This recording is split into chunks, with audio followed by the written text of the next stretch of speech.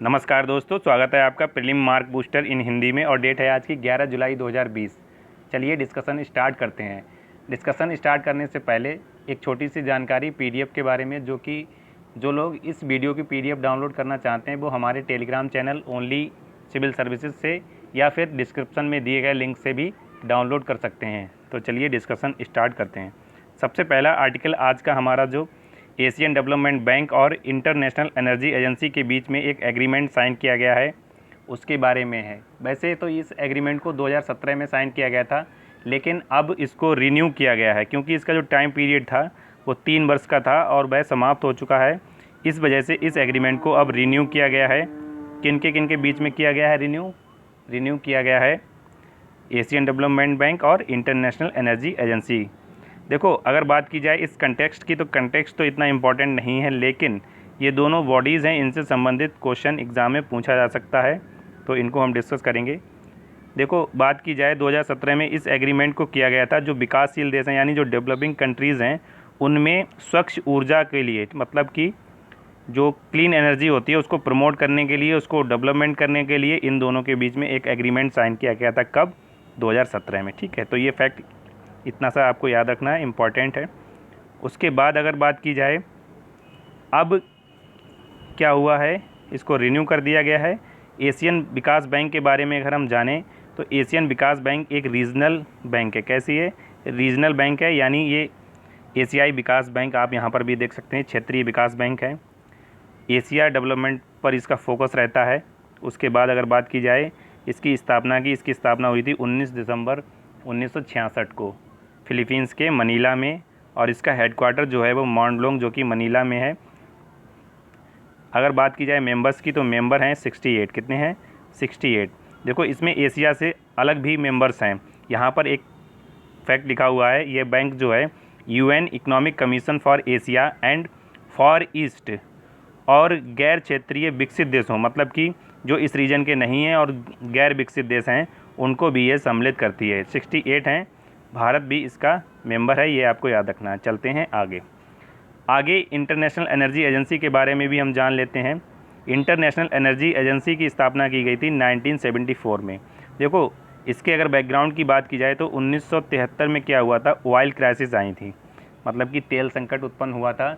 जो तेल उत्पन्न करने वाले देश हैं, जहां तेल का उत्पादन होता है, जैसे सऊदी अरब, इराक, तो 1973 में ऑयल क्राइसिस आई थी। तो विभिन्न देशों ने मिलकर क्या किया था कि एक ऐसा प्लेटफॉर्म बनाया जाए जिससे कि इस प्रकार के संकट से निपटा जा सके। तभी 1974 में इसकी स्थापना की गई थी, इंटरनेशनल एनर्जी एजेंसी की। और किसके द्वारा की गई थी? OECD एक कॉरपोरेशन है जिसका नाम है आर्थिक सहयोग और विकास संगठन। इसके मेंबर्स ने मिलकर एक एजेंसी की स्थापना की गई थी, उसी का नाम था इंटरनेशनल एनर्जी एजेंसी।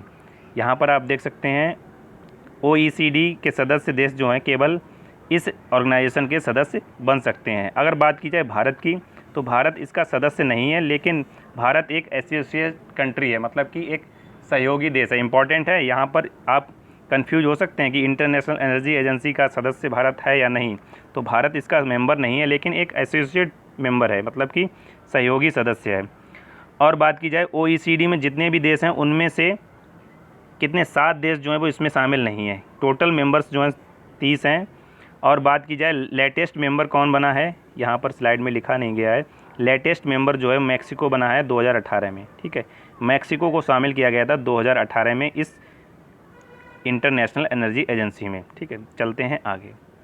अगला जो आर्टिकल है वो वर्ल्ड पॉपुलेशन डे के बारे में है, जो कि आज मनाया गया है 11 जुलाई को। देखो, इसकी शुरुआत की गई थी 1989 से।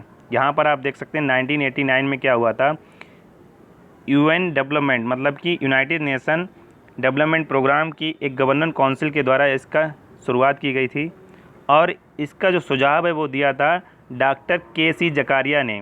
जब वर्ल्ड की पॉपुलेशन कितनी हुई थी, 5 अरब वर्ल्ड की पॉपुलेशन जब हुई थी, तब इसका सुझाव दिया गया था डॉक्टर KC जकारिया के द्वारा। और 1989 से इस डे को मनाया जा रहा है। इस बार की जो थीम थी काफ़ी इम्पोर्टेंट है theme, how to safeguard the health rights of women and girls. Pandemic के समय, मतलब कि इस महामारी के समय गर्ल्स और महिलाओं के राइट्स और उनके स्वास्थ्य को किस प्रकार से हमें सेफगार्ड करना है, यह इस बार की थीम थी। तो एग्ज़ाम में थीम भी पूछी जा सकती है और वर्ल्ड पॉपुलेशन डे अगर पूछा जाता है तो आप आसानी से बता सकते हैं कि 11 जुलाई को ये मनाया जाता है। अगर बात की जाए इस दिवस को मनाने की, मतलब कि इस डे को ऑब्ज़र्व क्यों किया जाता है, इस डे को ऑब्ज़र्व करने का जो उद्देश्य है वो जेंडर वाइज, मतलब कि जो जेंडर डिसेबिलिटी होती है या जेंडर इनइक्वलिटी होती है उसको कर्ब करने के लिए, लिंग भेद को दूर करने के लिए, जेंडर इक्वलिटी को बढ़ाने के लिए, फैमिली प्लानिंग को बढ़ाने के लिए और महिलाओं की जो प्रेगनेंसी होती है उससे संबंधित पहलुओं को लोगों के लिए अवेयर करने के लिए इस दिवस को मनाया जाता है। ठीक है, तो हमने जाना विश्व जनसंख्या दिवस के बारे में। चलते हैं अगले आर्टिकल पर। अगला आर्टिकल एक अवार्ड के बारे में है, डेवलपमेंट मार्केट प्लस अवार्ड। ठीक है, डेवलपमेंट मार्केट प्लस अवार्ड ये दिया जाता है वर्ल्ड बैंक ग्रुप के द्वारा। वर्ल्ड बैंक ग्रुप के द्वारा ये दिया जाता है और इस बार ये SBRI से मिलकर दिया गया है। SBRI क्या है? SBRI की अगर बात की जाए सेक्सुअल वायलेंस रिसर्च इनिशिएटिव है, इसको 2000 में स्थापित किया गया था। ये जो लिंग भेद होता है या यौन हिंसा जो होती है उसके बारे में पूरे विश्व में ये प्रोग्राम करता है, मतलब कि उसको दूर करने के लिए, लोगों को अवेयर करने के लिए। यहाँ पर आप देख सकते हैं इस बार का जो डेवलपमेंट मार्केट अवार्ड दिया गया है वो स्मार्ट गर्ल चैट लाइन को दिया गया है। यह एक व्हाट्सएप चैट लाइन है, कंबोडिया का एक NGO है, खाना centre for population health research, उसके द्वारा ये smart girl chat line develop किया गया था। उसी चैट लाइन को डेवलप करने के लिए कंबोडिया के NGO खाना सेंटर फॉर पॉपुलेशन रिसर्च के लिए ये दिया गया है। अगर बात की जाए इस अवार्ड की, तो इस अवार्ड में यहाँ पर आप देख सकते हैं $1 लाख दिए जाते हैं। और उसके बाद अगर बात की जाए इस अवार्ड की शुरुआत कब की गई थी, यहाँ पर आप देख सकते हैं ये एक एनुअल अवार्ड है। कैसा अवार्ड है? यह एक एनुअल अवार्ड है। इसके देखो इस अवार्ड में होता क्या है, इस अवार्ड में जो यौन हिंसा होती है, मतलब कि जेंडर वायलेंस जो होती है उससे पीड़ित व्यक्तियों के बचाव के लिए किस प्रकार के इनक्रेडिबल सॉल्यूशंस जो लोग खोजते हैं, ठीक है, यहाँ पर आप देख सकते हैं अभिनव समाधान जो लोग खोजते हैं या नए नए आइडियाज़ जो बताते हैं कि किस प्रकार से सेक्सुअल वायलेंस को रोका जा सकता है या कर्ब किया जा सकता है, तो उन्हीं को ये दिया जाता है। दुनिया भर से यहाँ पर देखा है 32 से अधिक देशों में ये प्रोग्राम चलाए जा रहे हैं और $5 मिलियन भी प्रावधान किए गए हैं इस पिछले 4 वर्षों में। ठीक है, 4 वर्षों की अगर बात की जाए